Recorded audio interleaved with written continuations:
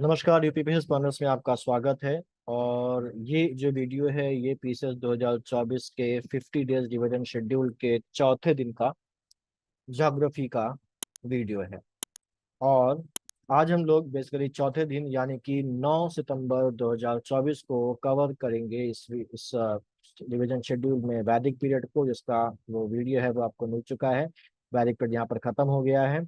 और हम कवर करेंगे ज्योग्राफी में पेनिनसुलर प्लेट्यू को। बेसिकली यहाँ पर शेड्यूल में पेनिनसुलर और डेक्कन प्लेट्यू लिखा हुआ है, लेकिन डेक्कन प्लेट्यू को हम लोग यहाँ पर कवर नहीं करेंगे। डेक्कन प्लेट्यू को हम लोग ईस्टर्न और वेस्टर्न घाट के साथ कवर करेंगे, जिससे कि दोनों का आपस में एक लिंक स्टैब्लिश हो जाएगा और समझने में आसानी होगी। समझने की बात क्या, हम लोग तो रिवीजन कर रहे हैं, तो रिवीजन में भी थोड़ा सा एक लिंक क्रिएट हो जाएगा। और मुझे उम्मीद है कि आप जो साइड सब्जेक्ट में एनवायरनमेंट चल रहा है पिछले 4 दिनों से, ये आप लगातार कर रहे होंगे, और 10 सितंबर को इस एनवायरनमेंट का आपका रिवीजन कंप्लीट हो जाएगा।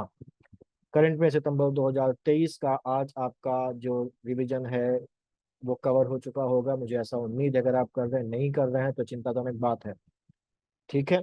और एडिशनल जो मैंने आपको यहाँ पर शेड्यूल में 10 आर्टिकल्स करने को कहे थे, उसमें आर्टिकल 36 से लेकर आर्टिकल 51 तक आपको यहाँ पर कवर करने हैं, जो कि बेसिकली संबंधित किससे हैं, जो संबंधित directive principles of state policy से। तो मुझे उम्मीद है आप इसको भी कर रहे होंगे। 10-10 करके देखिए, बूंद बूंद से सागर भरता है। ये 10-10 करेंगे तो बहुत आसानी से याद भी हो जाएंगे, रिटेन भी हो जाएंगे, और चीज कंप्लीट भी हो जाएगी। पेंडिंग करेंगे तो चीजें बढ़ती जाएंगी, और अल्टीमेटली आपके सर दर्द बढ़ेगा, और टेंशन और दुनिया भर की चीजें जो रिजल्ट खराब करती हैं वो आपके सामने दिखाई देनी शुरू हो जाएंगी। ठीक।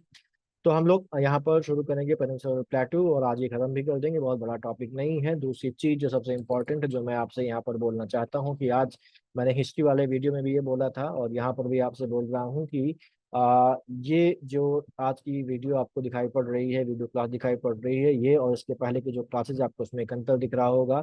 आज की जो वीडियो क्लास है, इसमें आपको मेरा चेहरा नहीं दिख रहा है, मेरा वीडियो नहीं दिख रहा है, केवल आपको स्क्रीन दिखाई पड़ रही है।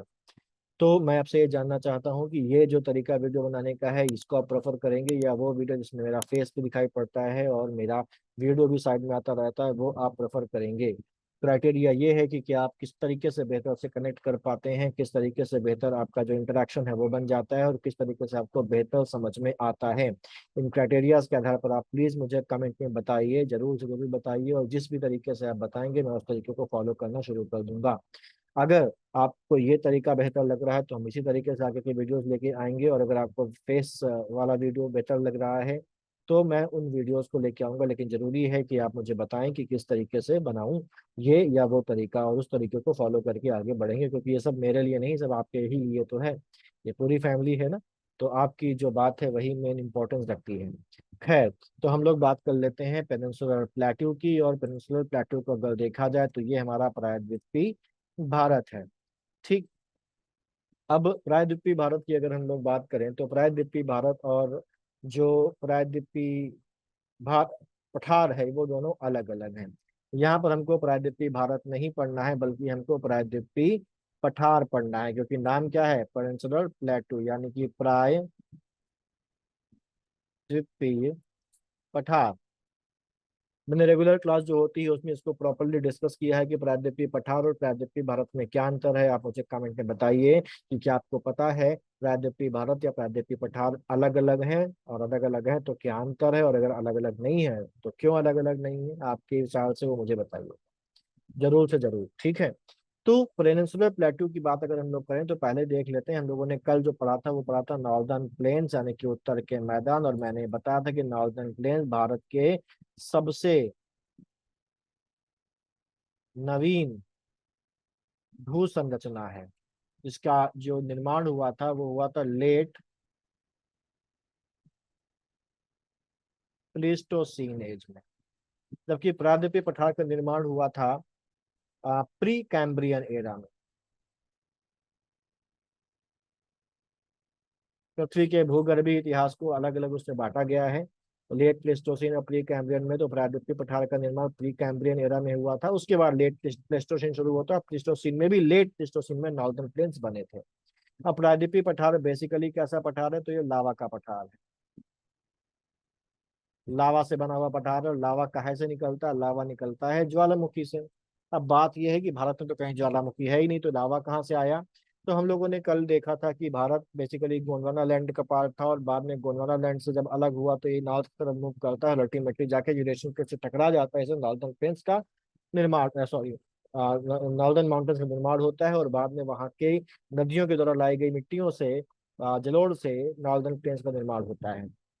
तो यहाँ पर बेसिकली जब गोंडवाना लैंड से अलग होने के बाद जब इंडिया जो ये था ये उत्तर की तरफ बढ़ रहा था, तो ये एक जगह से गुजरता है जहां पर जमीन में ज्वालामुखी एक्टिविटी हो रही थी। यहाँ पर बेसिकली ज्वालामुखी फूट नहीं रहे थे, बल्कि ज्वालामुखी का लावा यहाँ से रिसता था। ये जगह आज वहां पर है जहां पर आप ग्लोब में देखिएगा, जहां पर आज का रीयूनियन आइलैंड है मेडागास्कर के पास। रीयूनियन आइलैंड है, वहां पर ये एक्टिविटी हो रही थी, और इस लावा के रिसने की एक्टिविटी को बोलते हैं हॉट स्पॉट एक्टिविटी। ठीक। तो जब भारत का ये जो टुकड़ा जमीन का है यहाँ से गुजरा, तो इसको इसको पार करने में करोड़ों साल लग गए, लाखों साल लग गए।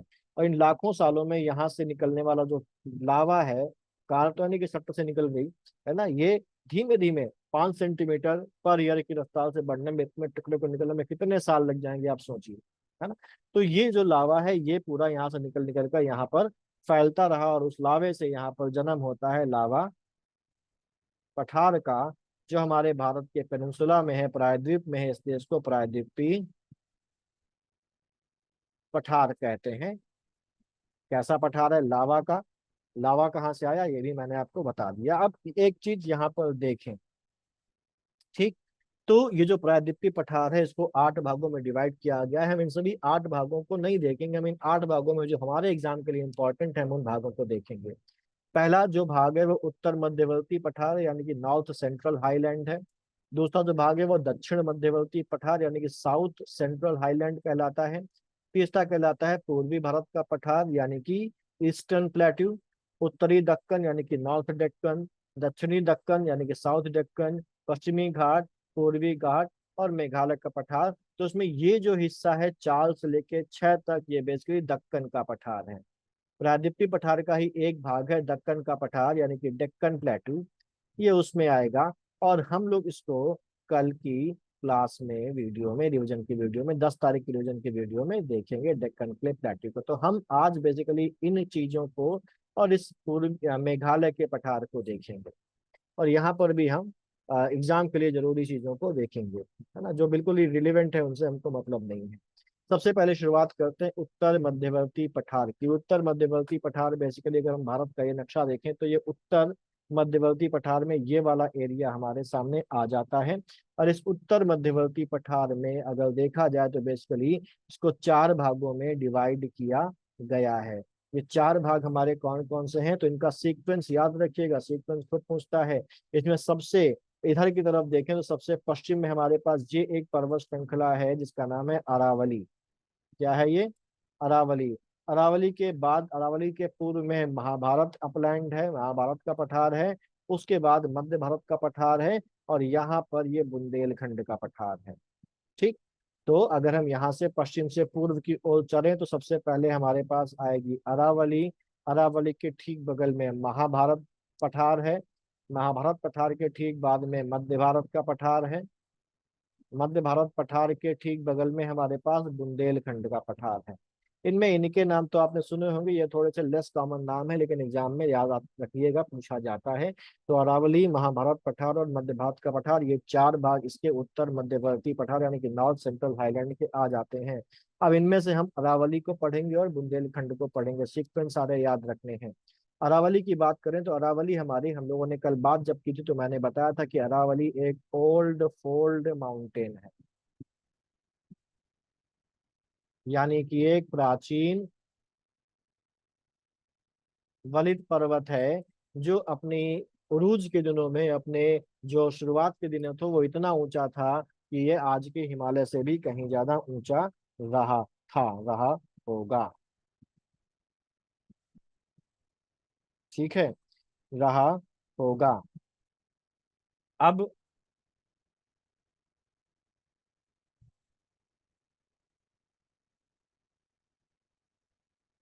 ठीक है, अब यहाँ पर अगर देखें तो आज ये जो अरावली है ये क्योंकि अपक्षय इसका हो गया है, हम बोल सकते हैं चालू भाषा में कि घिस गई है, तो आज ये अरावली बहुत कम ऊंचाई इसकी है।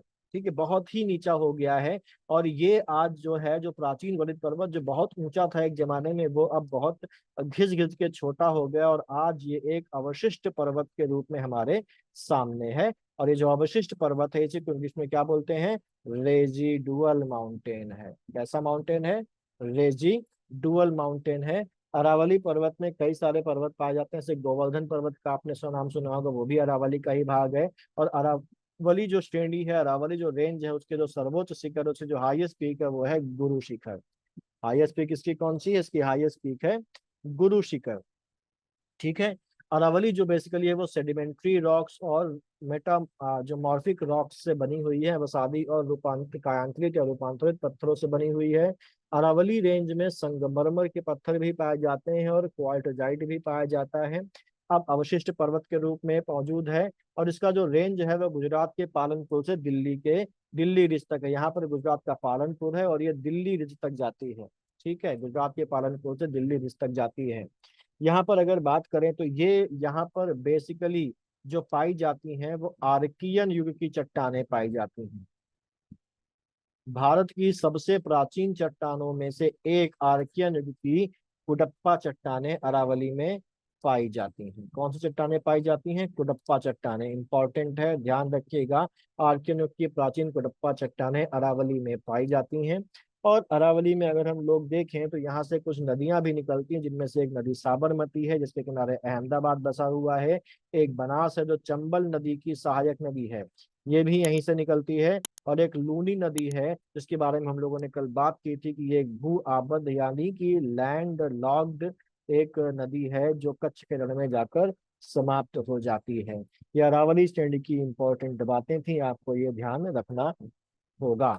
अरावली के बाद जो जिस नॉर्थ सेंट्रल हाईलैंड यानी कि मध्य उत्तर मध्य का जो पठार है, उसका जो अगला पार्ट है वो बुंदेलखंड है। बुंदेलखंड जो बेसिकली है, तो ये जो इलाका है ये उत्तर प्रदेश और मध्य प्रदेश के में स्थित है। उत्तर प्रदेश और मध्य प्रदेश में इसका विस्तार है। इसका जो नाम है बुंदेलखंड, वो बुंदेला राजाओं के नाम पर रखा गया है। बुंदेला राजाओं के नाम पर इसका नाम बुंदेलखंड रखा गया है। बुंदेलखंड जो है, ये जो पठार बुंदेलखंड का है, ये ग्रेनाइट और नीस पत्थरों से बना हुआ है। ग्रेनाइट और नीस पत्थरों का बना हुआ है, और ये माना जाता है कि प्राचीन काल में इसकी ऊंचाई काफी ज्यादा रही होगी। और ये भी अपक्षय की वजह से ये भी इसकी ऊंचाई भी कम हो गई, और आज इसने एक पठार का रूप ले लिया है। पठार का रूप ले लिया है। बुंदेलखंड बेसिकली एक शुष्क रीजन है, शुष्क या एरिड रीजन है। यानी कि यहाँ पर जो वर्षा होती है वो वर्षा बहुत कम होती है। तो यहाँ पर बेसिकली पहली चीज तो ये पथरीला इलाका है। दूसरी चीज, यहाँ पर वर्षा भी कम होती है। तो ये सब चीजें बेसिकली इसको क्या बना देती हैं? इसको कृषि के लिए अनुपयुक्त बना देती हैं। ठीक। दूसरी चीज, यहाँ की जो जमीन है ये भी ऊबड़ खाबड़ है, ऊंची नीची है। तो इस वजह से यहाँ पर जो उद्योग है, उद्योगों का भी उतना ज्यादा विकास नहीं हो पाया है। उतना ज्यादा विकास नहीं हो पाया है। इसका जो परिणाम है वो यहाँ पर क्या है? बेरोजगारी। और बेरोजगारी की वजह से यहाँ पर क्या उत्पन्न होती है? गरीबी उत्पन्न होती है। और इसी बेरोजगारी और गरीबी की वजह से यहाँ पर जो अपराध है, अपराध बढ़ा। और यहाँ पर बेसिकली जो डकैत वगैरह है वो यहाँ पर ज्यादा पाए जाते हैं। डकैत वगैरह यहाँ पर अब तो समाप्त कर दिया सरकार ने, अब लेकिन पाए जाते थे। ठीक है। और यहाँ पर अगर देखें तो यही बुंदेलखंड है जो एक प्राचीन महाजनपद चेदी महाजनपद का क्षेत्र है। चेदी महाजनपद इसी बुंदेलखंड रीजन में सिचुएटेड था। यहाँ की जो इम्पोर्टेंट सिटीज हैं वो कौन कौन सी हैं? वो है झांसी बुंदेलखंड में आती, जो उत्तर प्रदेश में है। ग्वालियर जो मध्य प्रदेश का है वो बुंदेलखंड रीजन में आता है। उत्तर प्रदेश का महोबा जिला इसमें आता है। उत्तर प्रदेश का भिंड जिला, सॉरी हमीरपुर जिला, भिंड जिला, उत्तर प्रदेश का बांदा जिला, और मध्य प्रदेश का खजुराहो। ये जो जिले हैं, ये जिले इसी बुंदेलखंड पठार के क्षेत्र में आते हैं। ठीक। इसके बाद हमारे पास आता है दक्षिण मध्यवर्ती पठार। अब ये हमारे पास क्या था? ये बुंदेलखंड तक खत्म हो गया। हमारे पास उत्तर मध्यवर्ती पठार, और उत्तर मध्यवर्ती पठार के ठीक दक्षिण पश्चिम दक्षिण पूर्व में हमारा आ जाता है दक्षिण मध्यवर्ती पठार, यानी कि south central highlands. South central highland. और साउथ सेंट्रल हाईलैंड को 3 पार्ट्स में डिवाइड किया गया है। यहाँ पर हमारे पास आ जाता है साउथ सेंट्रल हाईलैंड में विंध्य श्रेणी यानी कि विंध्यन रेंज, मालवा का पठार और नर्मदा घाटी। जो मालवा का पठार है बुंदेलखंड जो प्लेट्यू है, बुंदेलखंड प्लेट्यू के ठीक दक्षिण में, यहाँ पर ये बुंदेलखंड प्लेट्यू है और बुंदेलखंड प्लेट्यू के ठीक दक्षिण में हमारा ये मालवा का पठार है। उसके ठीक पूर्व में अगर हम लोग देखें तो विंध्य पर्वत श्रृंखला है, उसके नीचे ये नर्मदा नदी बह रही है तो नर्मदा घाटी है, फिर ये सतपुड़ा है और फिर रिवर तापी है। सतपुड़ा को हम लोग यहाँ पर नहीं पढ़ेंगे क्योंकि सतपुड़ा को हम लोग दक्कन प्लेट्यू में पढ़ेंगे। यहाँ से दक्कन प्लेटू शुरू हो जाता है तो इसको हम दक्कन प्लेटू में पढ़ेंगे, इसको हम लोग अभी नहीं पढ़ेंगे। फिलहाल यहाँ पर हम आगे देख लेते हैं विंध्य श्रेणी को और मालवा के पठार को और नर्मदा घाटी को। यहाँ पर सबसे इंपॉर्टेंट हमारे पास विंध्य रेंज है, विंध्य रेंज के साथ ही लोग नर्मदा घाटी को पढ़ लेते हैं। विंध्य रेंज की अगर हम लोग बात करें तो विंध्य बेसिकली एक प्राचीन पर्वत था जिसको हम विंध्याचल के नाम से भी जानते हैं। पहले ये एक ही पर्वत था और एक ये पर्वत जो था वो वलित पर्वत था यानी कि फोल्ड माउंटेन था। समय के साथ ये फोल्ड माउंटेन कई बार बना और कई बार ये नष्ट हुआ, लेकिन ये अल्टीमेटली एक फोल्ड माउंटेन के रूप में डेवलप हुआ। लेकिन फिर कुछ भूगर्भीय हलचल होती है तो मान लीजिए ये एक फोल्ड माउंटेन है, एक भूगर्भीय हलचल होती है और भूगर्भीय हलचल की वजह से यहाँ पर एक दरार आ जाती है और इस दरार की वजह से बीच का हिस्सा इस पर्वत का नीचे धंस जाता है और अब ये जो पर्वत है वो इस रूप में हमारे सामने आ जाता है। पहले पर्वत ऐसा था लेकिन ये बीच का हिस्सा धंस गया तो अब ये पर्वत इस रूप में आ जाता है। ठीक है, किस रूप में आ गया, ये पर्वत बेसिकली आ गया। अब जो पर्वत पहले इस तरीके का था तो बीच का हिस्सा धंसने से अब वो पर्वत आ जाता है इस तरीके से। ठीक, तो ये अगर हम देखें तो इधर अगर नॉर्थ है तो इधर क्या होगा, वेस्ट होगा। इधर क्या होगा, सॉरी साउथ होगा, साउथ होगा। तो अब यहाँ पर जो पहले एक पर्वत था इसको, इस घटना को क्या बोला गया, इस घटना को बोला गया रिफ्टिंग, या इसी को क्या बोला गया, भ्रंशन बोला जाता है। तो एक पर्वत दो हिस्सों में बट गया तो जो उत्तर की तरफ वाला भाग इसका है ये कहलाया विंध्य और जो दक्षिण की तरफ का भाग इसका है वो कहलाया सतपुड़ा। क्या कहलाया, सतपुड़ा। और बीच में जो घाटी बह गई यहाँ से एक नदी बहने लगी जिस नदी का नाम है नर्मदा नदी। और ये जो घाटी है जहां से नदी बह रही है इसको बोला जाता है नर्मदा घाटी। नर्मदा घाटी जो कि बीच में है किसके, विंध्य और सतपुड़ा के बीच में बनी रिफ्ट वैली या भ्रंश घाटी में बहती है नर्मदा नदी। ठीक है, अब यहाँ पर अगर देखें तो इस भंशन से क्या हुआ है, विंध्य पर्वत का अगर हम देखें तो उत्तरी जो हिस्सा है ये हमारे पास कैसा है, ढालदार है। और जो इसका जो दक्षिणी हिस्सा है ये कैसा है, ये सीधा है। ऐसे ही सतपुड़ा का जो दक्षिणी हिस्सा है ये कैसा है, ढालदार है। और इसका जो उत्तरी हिस्सा है वो सीधा है। क्यों, क्योंकि भ्रंशन हुआ है तो धंस गया ना, तो जहां धंस गया वह सीधा हो जाएगा। ठीक, तो ये मूलतः एक वलित पर्वत था, कालांतर में भ्रंशन या रिफ्टिंग होने की वजह से एक रिफ्ट वैली या भ्रंश घाटी बनी जहां पर नर्मदा नदी बहती है। नर्मदा को ही रेवा नदी के नाम से भी जानते हैं इसलिए इसको नर्मदा घाटी भी कहा जाता है। और उसके दोनों तरफ दो भ्रंश पर्वत बने, यहाँ से भी एक नदी बहती है इसका नाम है तापी। ठीक, दो भ्रंश पर्वत बने, एक भ्रंश पर्वत यानी कि ब्लॉक माउंटेन बोलते हैं, ब्लॉक माउंटेन भी इनको बोलते हैं। एक बना हमारे पास उत्तर की तरफ विंध्य, फिर नर्मदा घाटी आई, फिर हमारे पास सतपुड़ा आया और सतपुड़ा के बाद हमारे पास तापी नदी बह रही है। तो इनका सीक्वेंस पूछ लेता है विंध्य नर्मदा सतपुड़ा और तापी। ये सीक्वेंस आपको उत्तर से दक्षिण याद रखना है। उत्तर से दक्षिण चलो तो सबसे पहले विंध्य आएगा, फिर नर्मदा घाटी आएगी, फिर सतपुड़ा आएगा और फिर क्या आएगी, तापी आएगी। ठीक है, तो वर्तमान में विंध्य एक भ्रंश पर्वत या एक रिफ्ट ब्लॉक माउंटेन के रूप में स्थित है। गुजरात से लेके बिहार तक ये फैला हुआ है। और विंध्य जो है एक कंटिन्यूअस शैली है जबकि इसका जो काउंटर पार्ट सतपुड़ा है वो हमारे पास डिसकंटिन्यूअस है, बीच बीच में टुकड़े हैं उसके। मध्य भारत के लिए जल विभाजक का काम करता है। विंध्य के ऊपर की जो नदियां हैं वो सारी हमारे पास उत्तर वाहिनी है। ठीक है, और विंध्य के नीचे की जो नदियां हैं वो सारी कैसी हैं, दक्षिण वाहिनी है। विंध्य के ऊपर की नदियां उत्तर वाहिनी है और विंध्य के नीचे की नदियां कैसी हैं, दक्षिण वाहिनी है। ठीक है, अनेक नदियां यहाँ से निकलती हैं जिनमें इंपॉर्टेंट है चंबल, बेतवा और केन। ये तीनों ही हमारे पास अल्टीमेटली जाके किसमें मिल जाती हैं, यमुना में मिल जाती हैं। ये विंध्य है। विंध्य के बाद अगर हम लोग देखें तो मालवा का पठार आता है। मालवा का पठार बुंदेलखंड के ठीक दक्षिण में स्थित है। और अगर हम लोग देखें तो अरावली, यहाँ पर अगर देखिए तो ये अरावली है, ये विंध्य है। अरावली और विंध्य के बीच में क्या है? अरावली और विंध्य के बीच में मालवा का प्लेटू है। तो ये बुंदेलखंड प्लेटू के दक्षिण में है और अरावली और विंध्य के बीच में स्थित है, उसके मध्य में अवस्थित है। मालवा का प्लेटू हमारे पास अर्ध शुष्क है, यानी कि सेमी अरिड है। सेमी अरिड है और उसके बाद यहाँ पर जो कृषि होती थी उसमें बहुत ही ज्यादा खराब तरीके से सिंचाई वगैरह की जाती थी, सिंचाई पद्धति अच्छी नहीं थी। तो यहाँ पर मिट्टी का बहुत ज्यादा अपरदन हो जाता है और मिट्टी के अपरदन होने की वजह से अब ये जो मिट्टी है, यहाँ की जमीन है, वो बहुत ही बुरी स्थिति में है, जिसको हम लोग बोलते हैं गली इरोजन। और हिंदी में क्या कहते हैं इसको? गली या खड अपरदन। और इससे इस तरीके की ये जमीन देखिए, यहाँ पर ऊंची नीची ये तैयार हो गई, यही गली अपरदन है, यही गली इरोजन है। और इसको हम आज नाम देते हैं बीहड़। चंबल नदी बहती थी तो इसलिए इसको चंबल का बीहड़ कहा जाता है। क्या कहा जाता है? चंबल का बीहड़ कहा जाता है।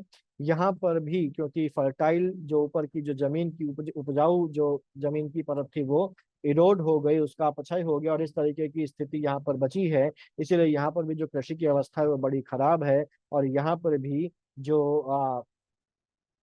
बुंदेलखंड की तरह यहाँ पर भी डकैत जो है वो बहुत पाए जाते हैं, जिन्हें चंबल के डकैत या बीहड़ के डकैत कहा जाता था। और प्राचीन काल में इसको, प्राचीन काल क्यों, मध्यकाल में, जो मध्यकाल है, मिडिवल पीरियड, मिडिवल पीरियड में इस मालवा के पठार को मालवा के प्रदेश को खानदेश के नाम से जाना जाता था। ठीक। इसके बाद हमारे पास आता है पूर्वी भारत का पठार। ये पूर्वी भारत का पठार क्यों? क्योंकि हम और पूर्व में मूव कर गए हैं तो ये पूर्वी भारत का पठार आ जाता है। ये पूर्वी भारत का पठार के भी कई सारे भाग हैं, इसको कई भागों में बांटा जाता है। बघेलखंड, गरजात की पहाड़ियाँ, राजमहल की पहाड़ियाँ, महानदी बेसिन, दंड कारण्य और छोटा नागपुर का प्लेट्यू। ठीक। तो अगर हम सिचुएशन देखें तो यहाँ पर सबसे पहले बघेलखंड का पठार हमारे पास है। बघेलखंड के पठार से पूर्व की तरफ मूव करते हैं तो यहाँ पर छोटा नागपुर प्लेटू है। और छोटा नागपुर प्लेटू के ही अलग अलग हिस्सों को गरजात पहाड़ी और राजमहल की पहाड़ियों के नाम से जाना जाता है। यहाँ से महानदी बहती है तो महानदी का जो बेसिन है उसको महानदी बेसिन कहते हैं। और उड़ीसा में यहीं पर दंडकारण्य हमारा जो है वो पाया जाता है, जहाँ पर भगवान राम ने अपने वनवास के कुछ दिन भी काटे थे। अब यहाँ पर हमको जो सबसे इम्पोर्टेंट चीज पढ़नी है वो पढ़नी है बेसिकली छोटा नागपुर का पठार, जो सबसे ज्यादा इम्पोर्टेंट है। छोटा नागपुर का पठार ये बेसिकली धात्विक खनिजों से भरपूर है, इसलिए। और धात्विक खनिजों के अलावा भी यहाँ पर बहुत सारे खनिज पाए जाते हैं, जिससे नालवा के जो छोटा नागपुर का पठार है उसको खनिजों का भंडार घर बोलते हैं, स्टोर हाउस ऑफ मिनरल्स भी बोला जाता है। स्टोर हाउस ऑफ मिनरल छोटा नागपुर को बोला जाता है। यहाँ पर छोटा नागपुर प्लेट्यू में गोंडवाना काल में एक भ्रंशन हुआ था, जिससे दो भागों में बट गया था। तो अगर ये छोटा नागपुर का पठार है, हम इसको मान लेते हैं इस तरीके से, थोड़ा सा एक सेकंड समझने में आसानी होगी। मान लीजिए छोटा नागपुर का पठार हमारा ये है, ठीक है, ये छोटा नागपुर का पठार है। तो इसमें भ्रंशन यहाँ से हुआ, बीच में एक रिफ्ट हुआ, जिससे कि ये दो भागों में बट गया। इसका जो उत्तरी भाग है, ये उत्तरी भाग कहलाता है हजारीबाग का पठार। और जो दक्षिणी भाग है ये कहलाता है रांची का पठार। क्या कहलाता है? रांची का पठार। ये जो इलाका है यहाँ पर जो कोयला और लोहा दोनों पाए जाते हैं, और दुनिया में बहुत ही कम जगह ऐसी हैं जहाँ पर कोयला और लोहा दोनों एक साथ पाए जाते हैं। कोयला और लोहा का जो है वो बेसिकली आयरन और स्टील इंडस्ट्री के रॉ मटेरियल होते हैं। और जहाँ पर कोयला और लोहा दोनों पाए जाते हैं वो आयरन स्टील इंडस्ट्री के लिए बहुत ही ज्यादा एक बेहतर इलाका माना जाता है। और इसीलिए यहाँ पर कई सारे स्टील प्लांट लगाए गए हैं, जिनमें से इम्पोर्टेंट है भिलाई का और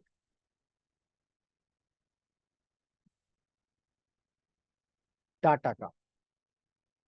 ठीक है। टाटा का स्टील प्लांट, टाटा स्टील्स यहाँ पर लगाया गया है, जमशेदपुर में टाटा स्टील्स है। ठीक। अच्छा, इसके दो भाग तो हो गए, एक तो जो नॉर्थ वाला पार्ट है वो हजारीबाग प्लेट्यू कहलाया और साउथ वाला पार्ट रांची का पठार कहलाया। इसके अलावा यहाँ का इसका जो उत्तर पूर्वी भाग है, ये वाला जो हिस्सा है, ये वाला जो हिस्सा है उत्तर पूर्वी भाग है, नॉर्थ ईस्टर्न पार्ट इसका है, इसको बोला जाता है राजमहल पहाड़ी।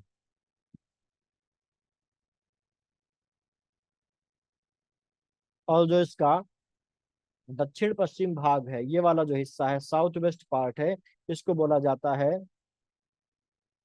गडजात पहाड़ी। गडजात पहाड़ी बोला जाता है। यहाँ पर रेडियल ड्रेनेज पाया जाता है। रेडियल ड्रेनेज का मतलब क्या होता है, एक ऊंची जगह है और यहाँ से नदियां निकल के अलग अलग दिशाओं में जा रही है। कुछ नदियां इस दिशा में जा रही हैं, कुछ इस दिशा में जा रही हैं, कुछ इस दिशा में, कुछ इस दिशा में, कुछ इस दिशा में। वो स्थान जहाँ पर एक केंद्र से नदियां निकलकर अलग अलग दिशाओं में जाती हैं, उसको रेडियल ड्रेनेज बोला जाता है। यहाँ से निकलने वाली जो नदियां हैं बेसिकली, उसमें इंपॉर्टेंट नदियां हमारे पास कौन कौन सी हैं? इंपॉर्टेंट नदियां हैं हमारी, एक तो है उत्तरी कोल जो सोन की सहायक नदी है, दामोदर निकलती है, बराकर निकलती है, सुवर्णरेखा यहीं से निकलती है, और दक्षिणी कोयल जो ब्राह्मणी की सहायक नदी है वो भी यहाँ से निकलती है। तो अगर हम छोटा नागपुर प्लेटू यहाँ पर देख लें तो इसके इधर से निकल रही है हमारे पास सोन, यहाँ से निकल रही है बराकर, और दामोदर निकल रही है, बराकर जाके दामोदर में मिल जाती है। यहाँ से निकल रही है सुवर्ण रेखा, और यहाँ से निकल रही है दक्षिणी कोयल। ठीक है, सॉरी, ये सोन नहीं निकलती है, यहाँ पर नॉर्थ कोयल निकलती है। नॉर्थ कोयल जो कि ट्रिब्यूटरी है किसकी? सोन की। सोन तो अमरकंटक से निकलती है। ठीक है, क्लियर। और सोन अपने आप में किसकी ट्रिब्यूटरी है? सोन यहाँ से बह रही है और ये जाके उससे मिल जाती है, और सोन आगे जाके गंगा में मिल जाती है, सोन गंगा की ट्रिब्यूटरी है। तो ये यहाँ पर इंपॉर्टेंट नदियां यहाँ से निकलती हैं। छोटा नागपुर का प्लेट्यू जो है वो कई सारे राज्यों में फैला हुआ है, झारखंड, उड़ीसा, पश्चिम बंगाल, बिहार और छत्तीसगढ़ जैसे इलाकों में फैला हुआ है। और यहाँ से कई सारे मिनरल्स हमको मिलते हैं। कई सारे मिनरल्स हमको मिलते हैं, जो कौन कौन से हैं? जैसे यहाँ पर हमको माइका मिलता है, यहाँ से हमको बॉक्साइट मिलता है, तांबा भी यहाँ पर हमको मिलता है, यहाँ पर हमको चूना पत्थर यानी कि लाइम स्टोन भी मिलता है। इसके अलावा यहाँ पर लौह अयस्क यानी कि आयरन और मिलता है, और साथ ही साथ कोयला भी हमको यहाँ से मिलता है छोटा नागपुर प्लेट्यू से।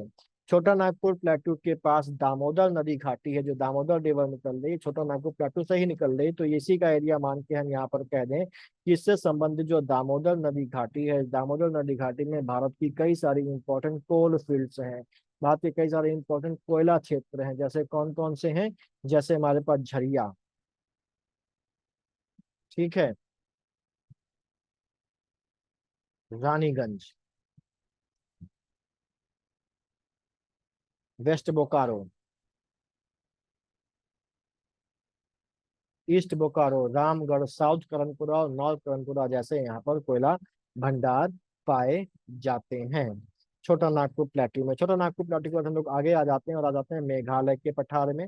मेघालय का पठार अगर हम लोग देखें तो हम लोगों ने कल की क्लास में इन पहाड़ियों की बात की थी, पटकाई बूम, नागा और मीजो या लुसाई हिल्स। ये बेसिकली क्या थे? पूर्वांचल पहाड़ियों के भाग थे। और पूर्वांचल पहाड़ी क्या थे कि जब हिमालय यहाँ से आके दक्षिण की तरफ मुड़ जाता है तो ये नीचा हो जाता है और यहाँ पर कुछ पहाड़ियों का निर्माण करता है, जिनमें पटकाई बूम, नागा और मिजो हिल्स थे। ये अलग हैं और मेघालय का पठार अलग है। मेघालय के पठार में हमारे पास बेसिकली गारो, खासी और जैंतिया की पहाड़ियां आती हैं। गारो, खासी और जैंतिया की पहाड़ियां आती हैं। ये गारो, खासी और जैंतिया जो हैं ये बेसिकली पूर्वांचल पठारों का भाग नहीं है, पूर्वांचल पहाड़ियों का भाग नहीं है, बल्कि गारो, खासी और जो जैंतिया हैं वो जो छोटा नागपुर प्लेट्यू था उस छोटा नागपुर प्लेट्यू के भाग हैं। ये छोटा नागपुर प्लेट्यू का आप देखिए राजमहल हिल है ना, ये राजमहल हिल आपको दिख रहा है। मैंने बताया था छोटा नागपुर प्लेट्यू का जो नॉर्थ ईस्टर्न पार्ट है, उत्तर पूर्वी जो भाग है उसको राजमहल हिल्स बोलते हैं। तो राजमहल हिल्स पहले यहाँ तक विस्तारित नहीं था, राजमहल हिल्स का विस्तार पहले यहाँ तक था, पूरा यहाँ तक था।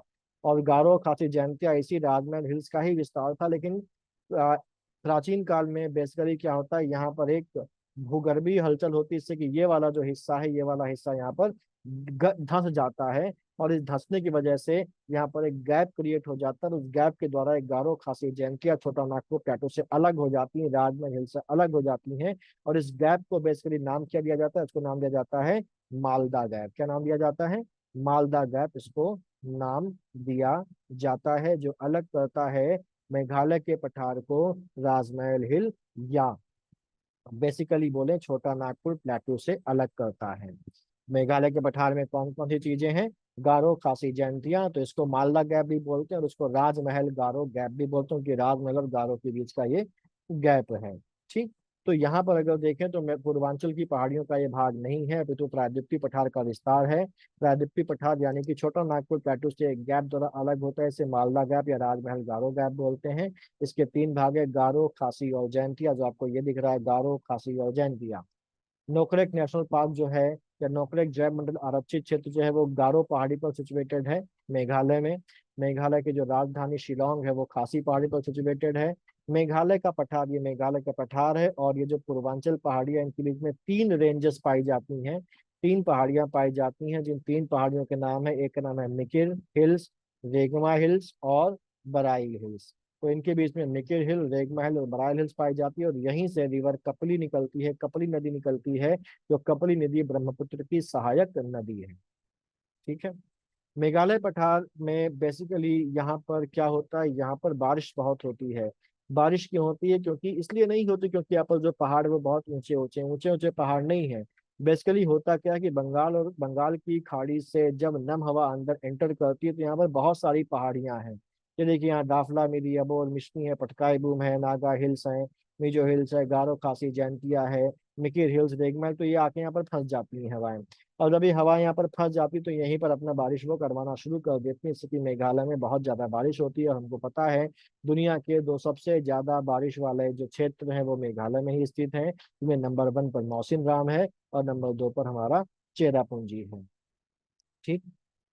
तो ये बेसिकली हमारा जो पेनिनसुलर प्लेटू है वो खत्म होता है। इसका जो दूसरा पार्ट है, दूसरा पार्ट हमारे पास कौन सा है? दूसरा पार्ट है डेक्कन प्लेटू। उसको हम लोग 10 तारीख की जो जो क्लास होगी, रिवीजन क्लास, उसमें कवर करेंगे। तो इसको हम लोग इतना रखते हैं। अच्छी तरीके से रिवाइज करिए, तैयारी करिए और बढ़िया से एग्जाम में परफॉर्म करके आइए। और मुझे, जब मैंने क्वेश्चन शुरुआत में पूछा था कि मैं वीडियो में फेस वाला वीडियो कंटिन्यू करूं या इस तरीके से करूं, उसका आप मुझे कमेंट में जरूर से जरूर बताइए। ठीक है, तो मिलते हैं अगले वीडियो में। और पढ़ते रहिए, मेहनत करते रहिए, आगे बढ़ते रहिए।